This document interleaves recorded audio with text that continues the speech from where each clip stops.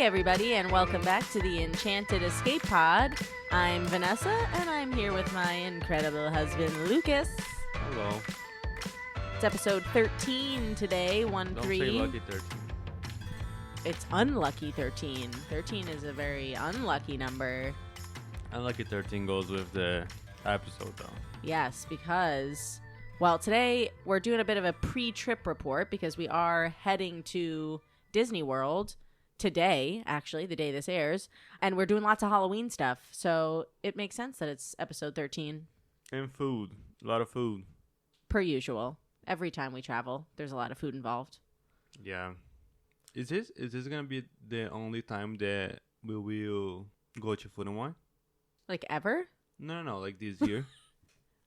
Well, that depends if we have a reason to take another little mini trip No, we don't. later in the fall. No, that probably will. So we do have a little bit of news before we get into our pre-trip overview. So there was a huge discount announced by Disney Cruise Line last week. When this airs, you will have officially one more day to take advantage of this deal because it is only good for bookings that are done by September 25th. But they announced a 40% discount, which is kind of wild. Yeah, it's nuts. We were tempted to just take a sporadic holiday cruise this year, but we avoided temptation. But this is for cruises that are this year between October 17th and December 19th, and they have to be booked by September 25th. So super quick turnaround, and for cruises that are coming up quickly. But 40% off is just a wild offer. Yeah, it's crazy. Yeah. So that was exciting. Also, Candlelight processional narrators were announced. Do you have that list by chance pulled up? I can't. I do. I know Brendan Fraser is a repeat because he's the one I'm always excited about. Who else is on the list? So, Brendan Fraser, like the ones like more nearby Christmas, there's Brendan Fraser, Luis Fonsi, what is like a Hispanic singer, Joe Smallbone. You know this guy? No, I don't. It's a new guy. Brie Larson and Cheryl Lee Roth. And then Gary Sinise, Ashley Eckstein, Ralph Macchio, Marley Matlin. Lots of people. Jordan Fisher. Neil Patrick Harris, of course. Is he? Who? Neil Patrick Harris. Is he on the list? I feel like he's been a repeat. No. No. Oh, sad. For those of you who don't know what we're talking about, Candlelight Processional is a holiday event that happens in EPCOT every year. Jordan Fisher is nice, though. Yeah, that's exciting. I mean, it'd be nice if we could. I don't think the stars are going to align this year for us to see Candlelight Processional again. I feel like it never does. Yeah, we have not ever seen it, but it happens for the holidays in EPCOT in the large theater in the America Pavilion there, where it's like a choir, right? Like a chorus that sings Christmas songs, and there's a celebrity narrator that tells the story of Christmas with a gospel choir that happens in the background. Gospel? Yeah. I don't know. I think so. We've never actually seen it. We've just heard awesome things about it, and we just dream about going. I especially want to see it with Brendan Fraser because I'm a big Mummy fan, and I think that would be really fun. Yeah, it's like 3 show times a night, like 5 p.m., 6:45, and 8:15, and it's a 50-piece orchestra. Wow. Yeah. That must sound awesome. Yeah. Yeah, unfortunately we will be out of EPCOT before 5:15 both nights this trip. But yeah, maybe a year in the future. All right, other news. Space 220 is on our list. So they are going to be celebrating their 4-year anniversary on October 1st, and to honor that, they are getting a whole new menu. Yeah, like I was just looking this new menu right now over here, and I really wish that this place was good, to be honest.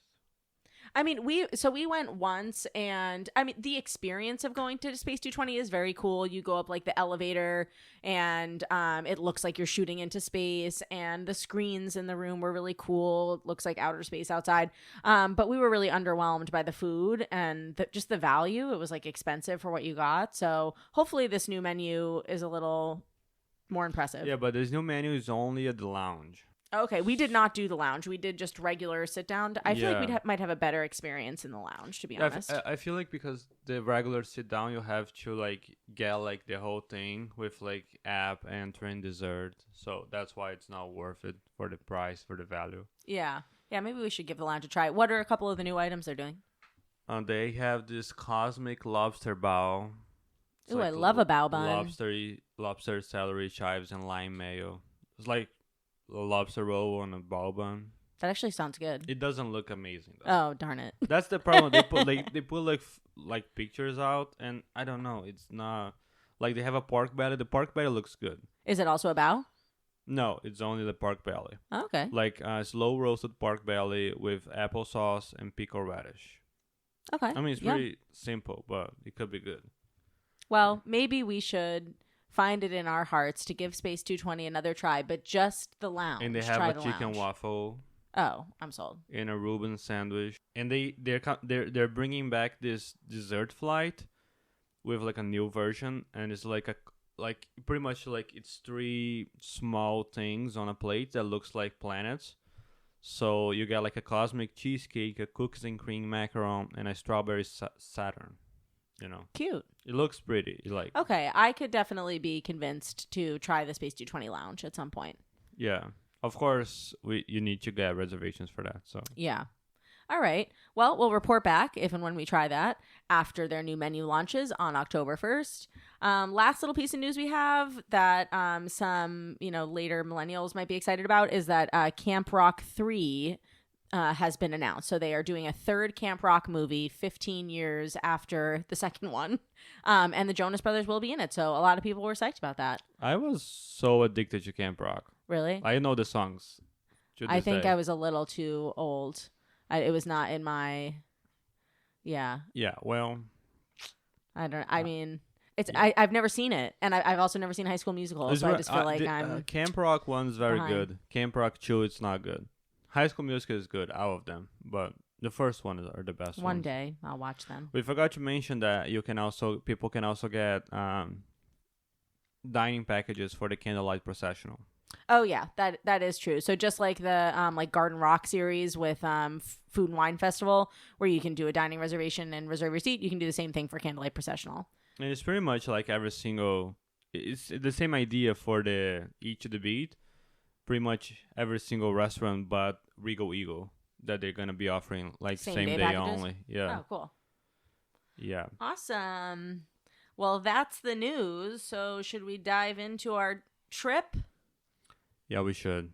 So again, the day you're listening to this, or maybe not the day you're listening to this, but the day this episode airs is the day we are flying to Orlando early in the morning.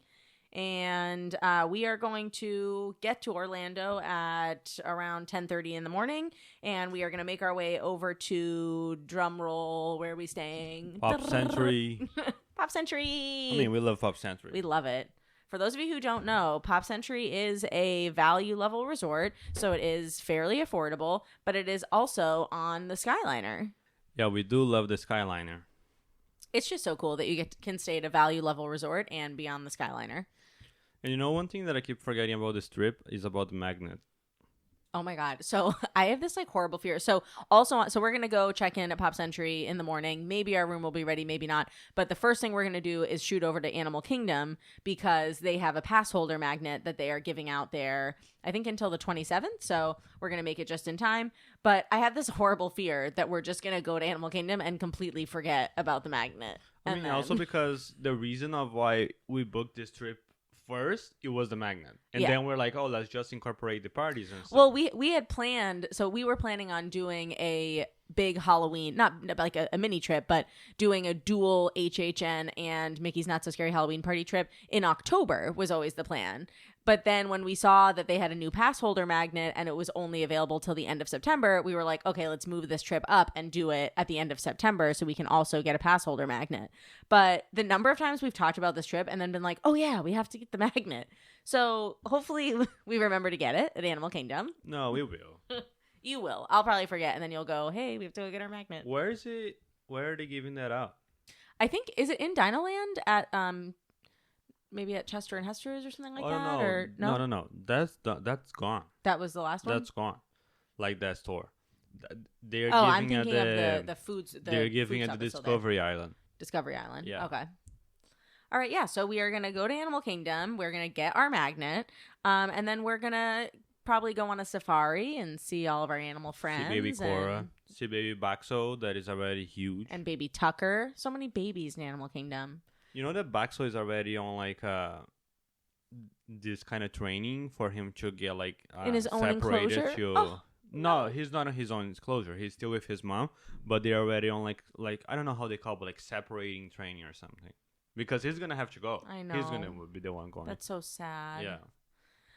But we will also ride Dinosaur because we have only until February 1st, right, to ride it. So we've got to get as many rides in until then as we can. Yep. But yeah, so we'll have a nice afternoon at Animal Kingdom. And then in, our tradition, we will then go have a dinner in Disney Springs for our first night of our trip at Raglan Road. Raglan I Road. try to go somewhere else, but Vanessa just can't help herself. So normally we only do it on like longer trips when we're going, for like a week-long trip. We always make the first night a Disney Springs night, and we have dinner at Raglan Road because it just like kicks off our trip. We love the Irish step dancers. We love the food, particularly the bread pudding for dessert, and it just has become kind of like a tradition for us, and it really like makes it feel like the beginning of a big trip. And we weren't planning on doing a Disney Springs night originally for this trip. We were originally going to fly in the evening on Wednesday, but we were gonna get to Orlando like 11:30 at night. Yeah, but then we thought, you know what? Let's finagle things around. So we decided that it actually made more sense for us to fly in the morning. I mean, number one, because there are so many weather delays with flights right now going in and out of Orlando. That was the main reason. Yeah, like anything after afternoon time flying into or out of Orlando, there tends to be a lot of delays because there are all of these rainstorms that happen. So we thought it's probably safer for us to fly out early in the morning. And then also we kind of get a whole day out of Wednesday that way. So we moved our schedules around a little. And so now we get to have our Animal Kingdom afternoon, and we get to have a Raglan Road dinner in Disney Springs. Yeah, Raglan Road is like Raglan Road almost feels like comfort food for us. Yeah. Like it's not like the best food at Disney Springs, but the entertainment is so good. And like the food is solid. Like it's not the best. It's not like, but it's not terrible. Like no. Besides the scallop forest. Yeah, don't get the scallop forest appetizer. It's very weird. It's just fried scallops like on forks. Yeah, like it's really weird for like $25. Yeah, but I mean, I think the food is good. I think it's not like something that you're gonna like give a Michelin star to or write a whole book about, but it's delicious. A lot of it is very good. The pricing is reasonable. Oh, it's very solid. And it just feels like home to us. I think is the first trip that we took together to Disney. We had a dinner at Raglan Road, and they have the best bread pudding. Yeah. Well, and the whole reason that we went there that first time is because I had a memory of being like younger and going to Disney with family and having dinner at Raglan Road and getting that bread pudding. And I've been thinking about that bread pudding like since I was a tween and I had that dinner. Just like, oh my God, that was the most amazing bread pudding I ever had. So the first thing I did when we decided to take our first Disney trip together was to say, okay, I have to get this bread pudding again. And it was just as good. And now we get it every time we go. Yeah. The bread pudding is just the best. Like, we can't say anything. Yeah. So that's our first day. We'll have our little Disney Springs night and our dinner. And then we will make our way back to Pop Century and hopefully get a good night's sleep for our first big day on Thursday. Wait, what are we doing on Thursday? So in the morning or early afternoon, we want to try something that we've never done before that we recently heard about, which is to go over to Grand Floridian and do their acai bowl, make a build your own acai bowl thing. So I guess it's part of like a breakfast over there. They do these like parfait, build your own parfait things. And one of the options is to do it with like frozen acai. And we both love acai bowls. So we were like, let's go check this out. So I love we're going to do that. Yeah. We're going to do that. And it's only until 11 o'clock that they offer it. So we're going to do it in the earlier part of the day. And then we're going to head over to Epcot. We'll probably take the monorail over to Epcot, I would assume. Yeah, we'll take the monorail. And then experience some food and wine. Yeah, so basically on Thursday, we're going to wake up early, go get some food, and then take the monorail and go get more food. And Epcot. Yeah. But yeah, I mean, we We did a whole episode about food and wine food already, right? We did. Yeah. Yeah. So we've gone over all the food. We have our picks. We have our list of about 50 items that are must-have items. So we are doing more food and wine the next day too. So we'll have a little bit of time both days, but we'll see how many things. We'll report back after how many things we actually try. But the big highlight of Thursday is that after we have our afternoon at EPCOT, we are heading over to Universal for our first ever Halloween Horror Nights. Are you scared? I'm so scared. This is something that Lucas has wanted to do for several years and has mentioned to me for several years when we buy our Mickey's Not So Scary Halloween Party tickets. He always mentions, like, what about Halloween Horror Nights? And then I just cry because I'm so scared. Yeah. But I am excited that we're finally trying it this year, and I'm trying to be excited. It's really fear, but I'm just, reframing it as excitement in my mind. Yeah. And we were like trying to decide about getting the express or the screen early thing. Yeah. But the express, it seems like it's sold out online. And I was actually just reading right now about the screen early, and I don't think it makes sense. Because the screen early is basically like you go to the park at 3 p.m. while the park is open as normal. So you go, you can do rides and stuff. And then at some point you're going to have to go and get like a wristband, like about that you're going to have like the HHN and stuff.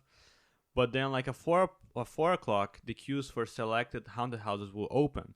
And then you can get in line before everybody gets in. But then the houses only open around 5 or 5:15. So then like you're going to like... So basically you just get to do one more house. Yeah. And then like maybe like a few rides. Yeah. So I don't know. Do you think it's worth it? I mean, we're thinking about, so really we wanted to do something that will allow us to do more. So the thing about HHN is that you really need multiple nights to do it all. And we have no expectation of doing it all because there are, 10 houses, 4 scare zones, bunch of shows. And also, could you take it all? Yeah, and I would be in a fetal position on the ground if we did all 10 houses, I think. But we wanted to do something to help us do a little bit more. So we had talked about getting Express. We originally decided against it because it's an just offensive amount of money. I mean, it will be like $600 for both. We don't have to like think about the numbers, it's so much money. It is so much money. But then I decided last week that it was worth looking into. We should see. So I went online to see if we could get it, and it was already sold out. And that was over a week ago now. So it has been sold out. So then we talked about doing the Scream early, which is like Lucas said, it allows you into the park at 3 o'clock. So you could get a few regular rides done, and then you can enter a queue at 4 o'clock. So basically by the time everybody else gets in, you're already pretty much at the door of a house. So you can, do one house before everyone else gets into a queue pretty much. So, it does have value. It is also much less money. It's only $60 as opposed to, $230 or whatever. To whatever. $290. But so right now we haven't gotten either right now. We have heard that they often sell express passes day of, so but that those will also sell out, by early afternoon. I mean, I have never been to Universal ever that they were not selling express day off. Yeah, I mean, they want that money. Pushing into you. Yeah. So I think we've decided we're just going to wait and, see how we're feeling morning of, see what the options are morning of, and either splurge and get the express that day, or maybe do the Scream early, or maybe do neither. But either way, we are going to have a great time. I mean, this is my line of thought. Like, if we get there, like I don't think it's worth it to do the Scream early. Like, based on what we just read here. I think we should get there, like, I don't know. What time is the official time starts? Like, the entrance? 5 o'clock. Yeah, we should get there, like, around, like, between, like, 3:30 and 4, whatever. We get into security, you go like, and see, and then we go and check if there's any express available. Oh, express will be sold out by then. If we're going to get express, it has to be in the morning. But don't lose hope. If there is, we get it. If there's not, it's fine. Because also, we got to remember that that's an event that it goes until, like, 2 in the morning. Yeah, and we're the kind of people that we do not leave before event end. If an event goes till 2 a.m., we are going to be there until 2 a.m. Yeah. But yeah, we'll report back. We'll think about it, talk through it. We'll let you guys know when we do our recap episode next week about what we end out doing and what we end out accomplishing. But the options we have are, altogether, there are 10 haunted houses. I am going to go through all 10 houses, and we can talk about which ones we're most excited for. unfortunately, I haven't seen like most of this IP. So Because you don't watch horror movies. I don't watch a lot of horror movies. I would like to. We talked about, maybe doing a little bit of recon for this event, but realistically, we both work a lot and we just don't have a lot of time at home to watch movies. So we have not seen a lot of these, including the first house, which is Five Nights at Freddy's. I know the concept of it, but I don't have not seen the movie. So it says, can you survive Five Nights at Freddy's? Get ready for the night watch at a creepy abandoned pizzeria where nothing is what it seems and possessed animatronics are lurking. Yeah, very fun. I think that's going to be very nice. Yeah. So far, I've heard really good things about Five Nights at Freddy's. Okay, second house is The Horrors of the Wyatt Six. This is based on WWE, like wrestling characters. Oh, is it? It is, yeah.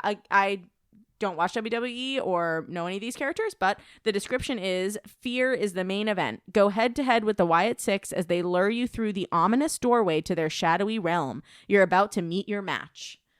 So it looks creepy. There's like a demonic pig in a mask or something. So yeah, should be fun. Okay, next one. This one I think is probably one of the most talked about houses, and that is the Terrifier house. So it says, the Terrifier isn't clowning around. Try your luck against Art the Clown in the Terrifier Funhouse. You'll witness his grotesque handiwork of torture and be exposed to the spatter of his victims. It's a whole new level of gore. Okay, the next house, and I think this is the one that I've heard the most about and seen the most video about this IP, is the Terrifier house. So description for this is, the Terrifier isn't clowning around. Try your luck against Art the Clown in the Terrifier Funhouse. You'll witness his grotesque handiwork of torture and be exposed to the spatter of his victims. It's a whole new level of gore. Wow. Wow, that sounds like so fun. I mean, definitely I've seen a ton of videos of Art the Clown just walking around the parks and like being on his little tricycle. And it seems like the average wait time for this house is like an hour. Yeah. Yeah, most of them I'm seeing like between like 40 minutes and like an hour and a half, give or take, when I'm like seeing wait times. But I've seen a lot of like the Terrifier one, the Jason, whatever, the Five Nights at Freddy's. They are like 60 minutes or more. Yeah. But like the other ones are like 20, 30. Seems like it. Yeah, I mean, we'll see. Hopefully we don't have high wait times. But I think the Terrifier one, I just hope that we get to see Art the Clown outside of the Terrifier house too. I'm sure we'll see him walking around or on his tricycle. Yeah. I've also seen videos of him like in merch stores and stuff. Like people are like shopping for a t-shirt and then he's like standing behind a merch rack. That's great. Yeah. So that should be fun. Okay, next one. So this is the only one that actually I am very familiar with the IP because I have seen a ton of the Halloween movies, but this one is the Jason Universe house, and the description is, evil doesn't stay dead. The iconic horror villain Jason Voorhees is coming for you. Step into his terrifying world, from his sinister shack in the woods to the summer camp where it all began. Dun, dun, dun. Can I say I've never You've seen never seen any I of knew the you were Jason's gonna say that. movies. I knew you were gonna say that. Yeah. So Lucas has like just a horrible habit of having never seen any of like the most iconic movies. Like 2 weeks ago, he saw Jaws for the first time ever in his life, and it was great. I mean, yeah. I mean, I chose. He's never seen Pulp Fiction. What's that? Yeah.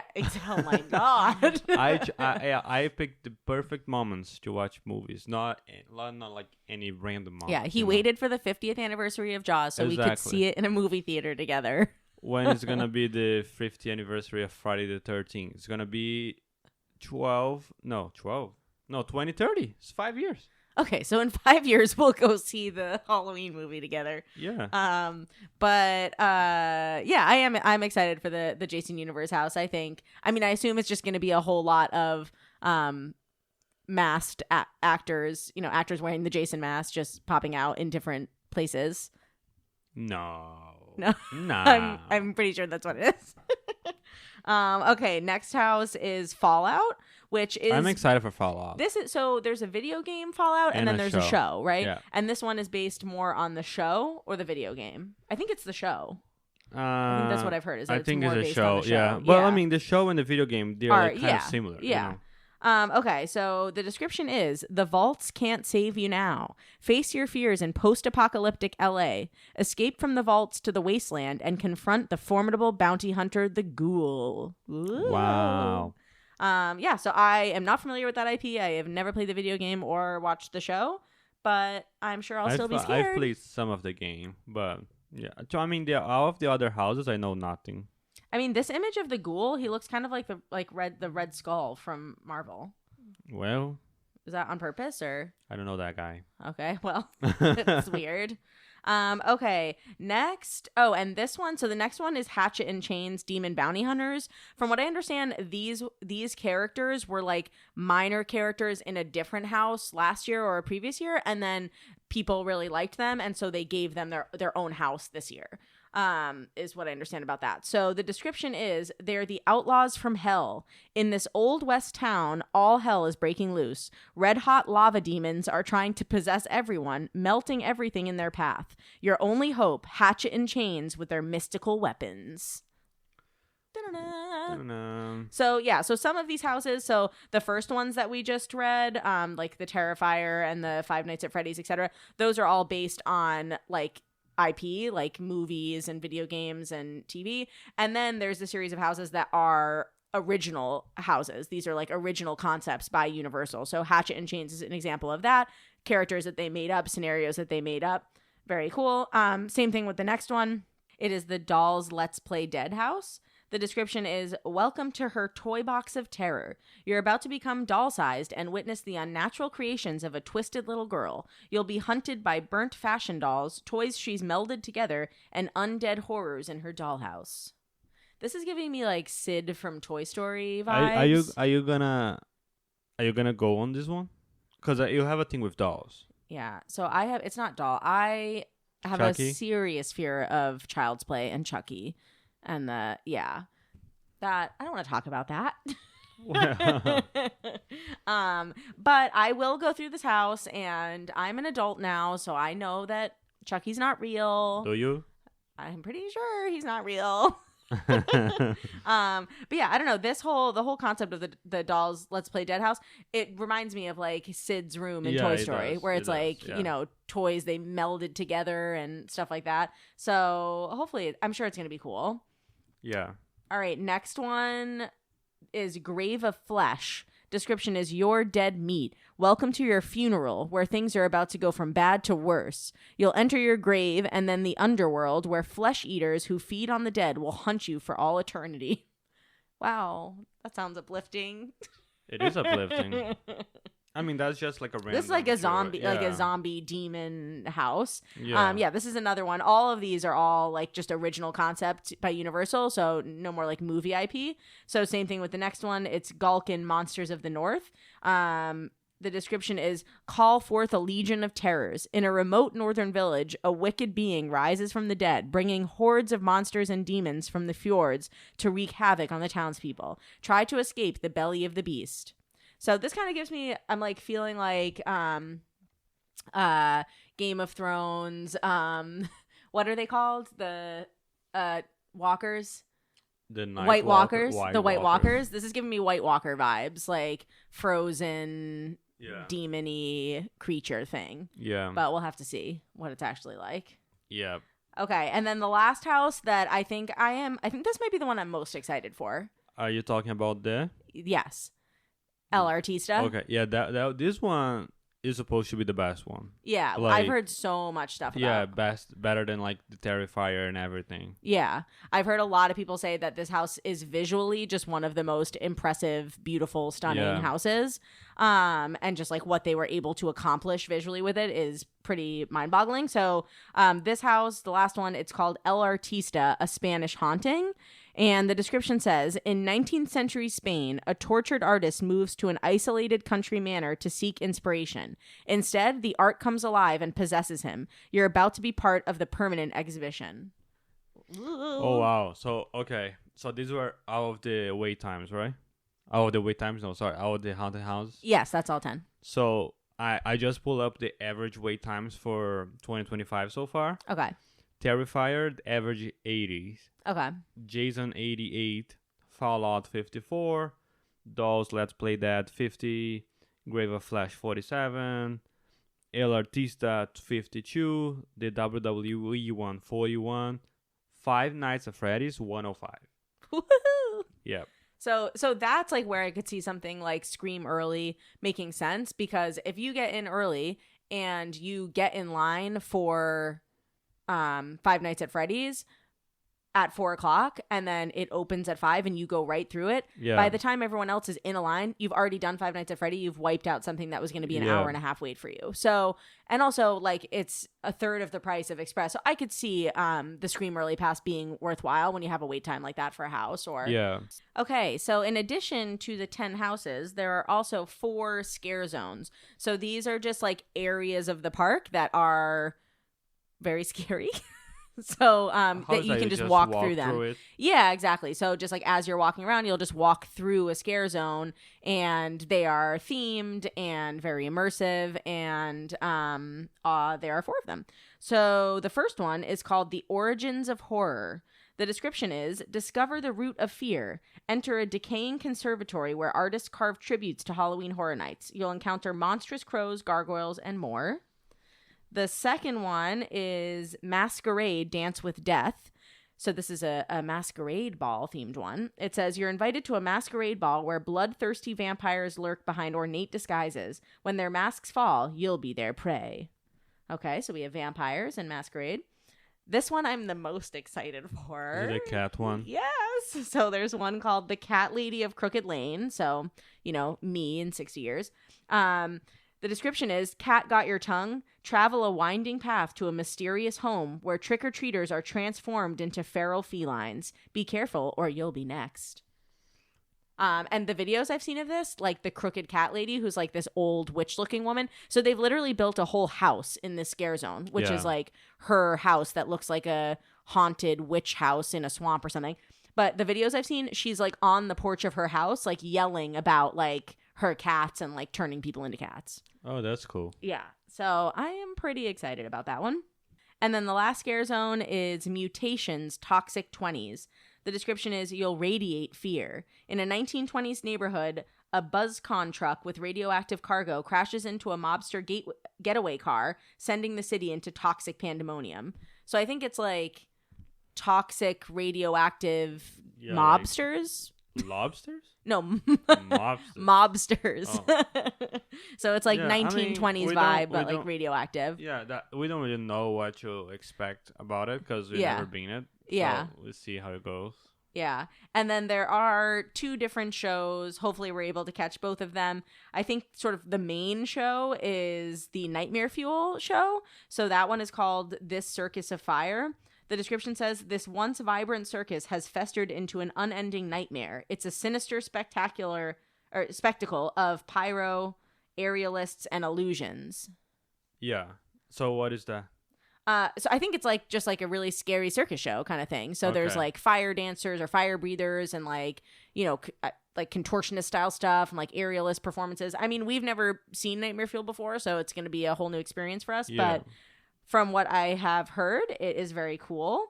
And then there is also a lagoon show that's on the water that's called Hauntophonic.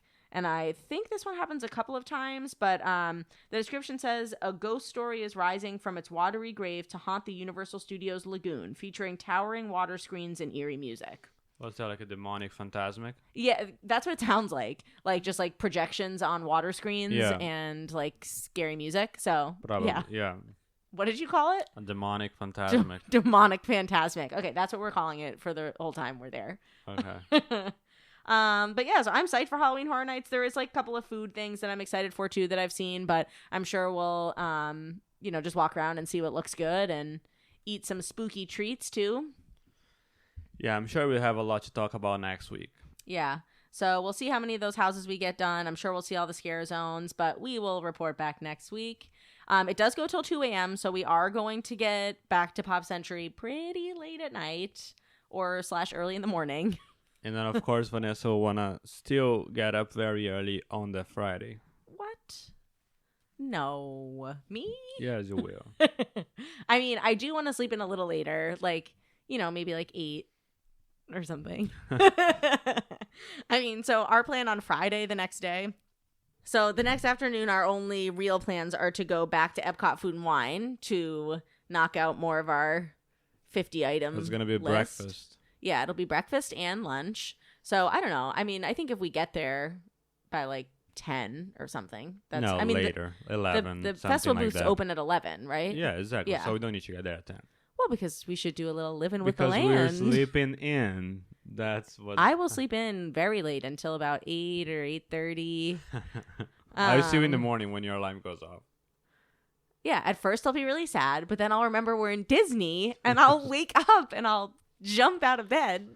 Yeah, but also we still have to take a good night of rest that night because it's gonna be a late night again. Yeah. So, yeah, because we're going to have our afternoon doing more food and wine, and then we are heading over to Magic Kingdom for Mickey's Not So Scary Halloween Party, which goes until after midnight. So, and we still haven't decided what time we're getting there, right? no, I mean, so with Mickey's Not So Scary, it starts at, gates open for party guests at 4:00, but since we have the annual pass, we can go earlier, which... I mean, we'll probably get there before 4, but not by that much.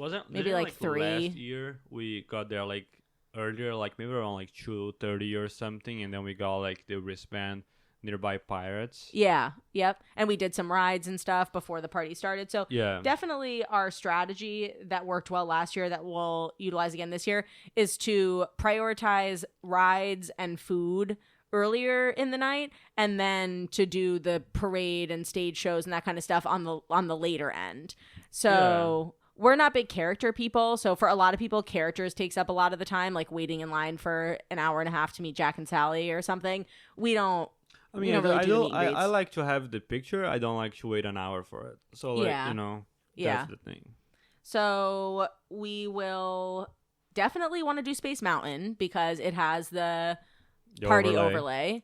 And by overlay we mean they just make it completely pitch black, which is what is so cool, and like Halloween music and stuff. It's nice. Like it's always dark in Space Mountain, but this is not dark. This is like pitch black, which also makes it very cool to ride the People Mover, the part where you go through Space Mountain, and it's even darker.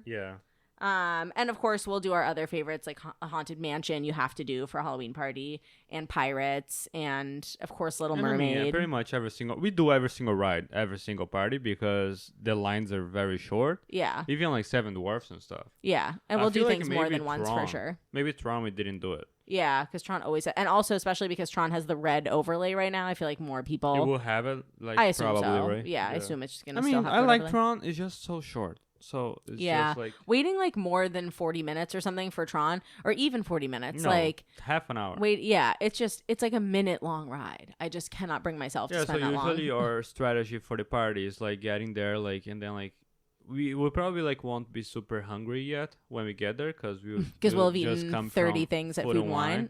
So we just hit a bunch of like rides, like probably like ride Tiana's if you want, like earlier in the day. So if we get wet, yeah. Good idea. And then we like to prioritize like the later shows because it's emptier. So yeah, and there's also like this transition time where people who are in the park during the day and people who are people who are in the park during the day are leaving because the park is going to close for them at 6:00.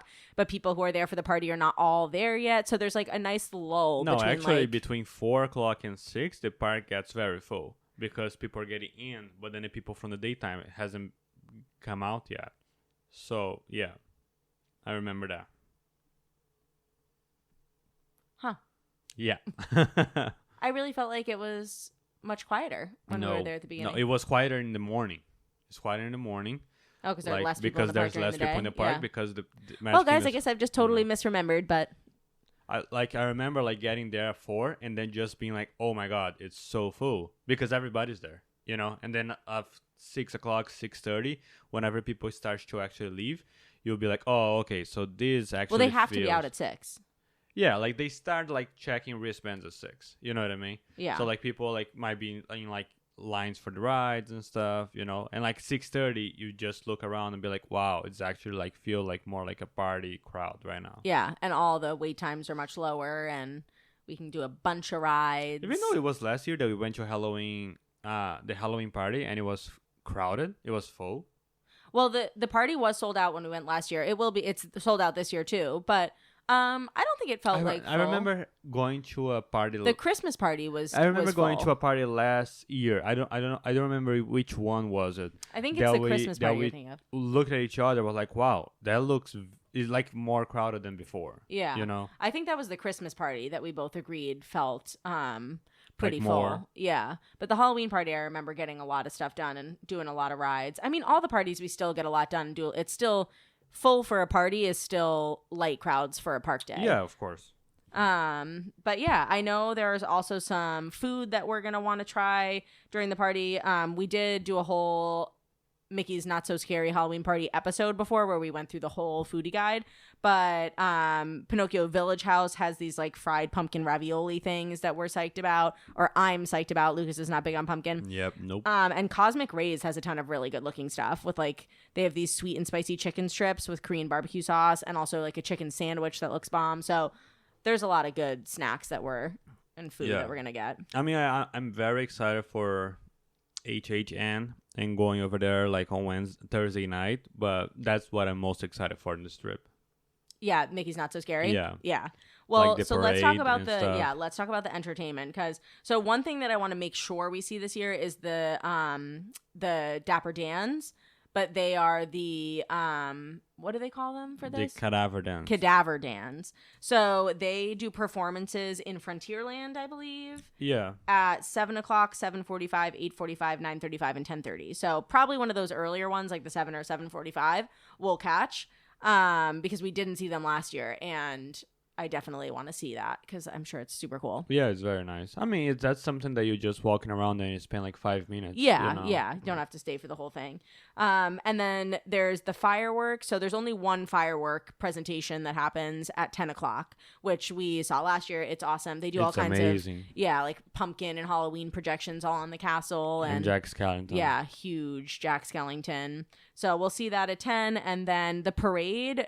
Last year we did the 11:15. There's an earlier one at like 8:30 or 8:15, but that one is very full because families that have little kids are not going to stay and do an 11:15 parade for the most part. So we'll do the 11:15 parade, and then right afterwards we'll do the Hocus Pocus Villain Spectacular show at midnight. The last one. Yeah, which is the last. So the stage show and the parade both have earlier times, but we like to do the latest times because they tend to be less full. And that means we can do rides and food and other stuff earlier in the night and then just kind of stack all the entertainment at the end of the night. Yep. And the party does officially end at midnight, but that Hocus Pocus stage show is at midnight. So you watch that show and then, 20 minutes long? 15. Yeah, 15, 20 minutes long. It's over and then we walk down Main Street and, of course, stop in all of the shops, the Emporium. Get some merch. I'll need a pin. Should be a good night. Yeah, I'm excited. I mean, what is it that we're most excited for on the count of 3? 1, 2, 3. Parade. Yeah. You didn't wait until 3. Because you know the answer. Yeah, the Boo to You parade is like the best parade in Disney, period. I mean, yeah, 100%. All right, great. Well, we are going to, after we go to Mickey's Not So Scary, we'll go back to Pop and then pass out, and then in the morning we fly out super early back to Boston, and we both work on Saturday, so it will be a whirlwind trip, but we will unpack that trip on our episode next week. We'll tell you how many houses we did and what we thought of them and all of the Mickey's Not So Scary details and everything. Food and wine. Yeah. Man, next week's episode is going to be packed episode. Yep. All right, well, thanks so much for listening, everyone. And of course, as always, if you would like to plan your next Disney adventure, I would love to help you do it. Send me an email at vanessa@fantasticalvacations.com and I can help you plan. Bye-bye. Bye-bye.